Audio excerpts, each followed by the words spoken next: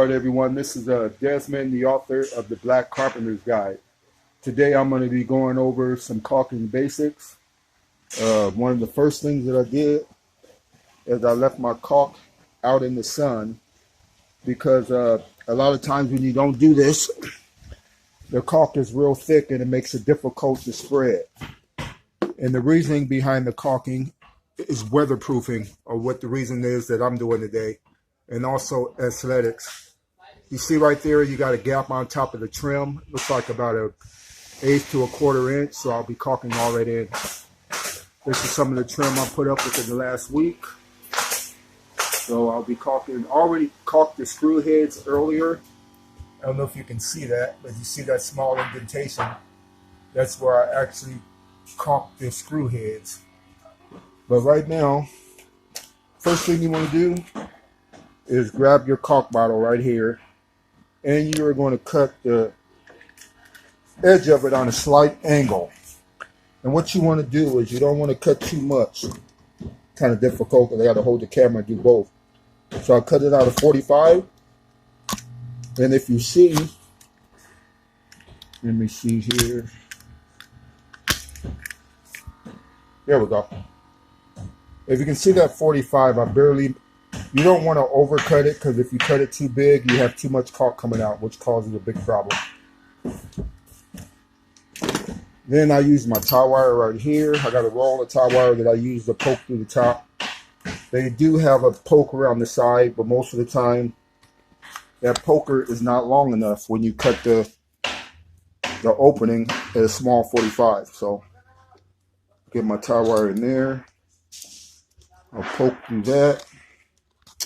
There we go. Okay, now we're going to put it in the gun.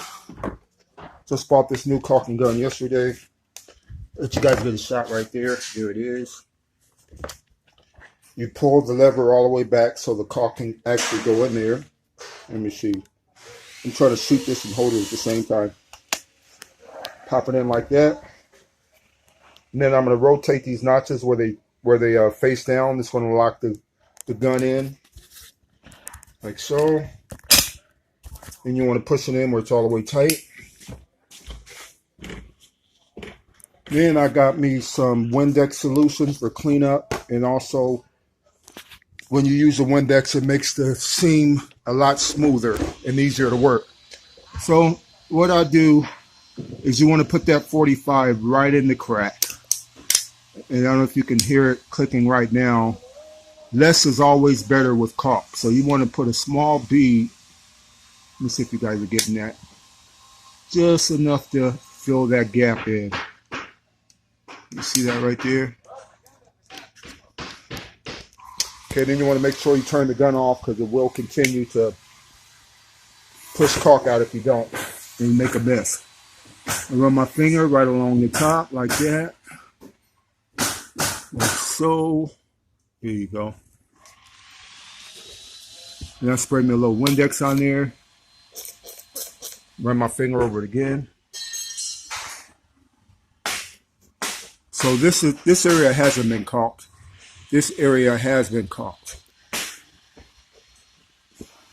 And I'll grab me a rag and I do the cleanup. You wipe off the excess.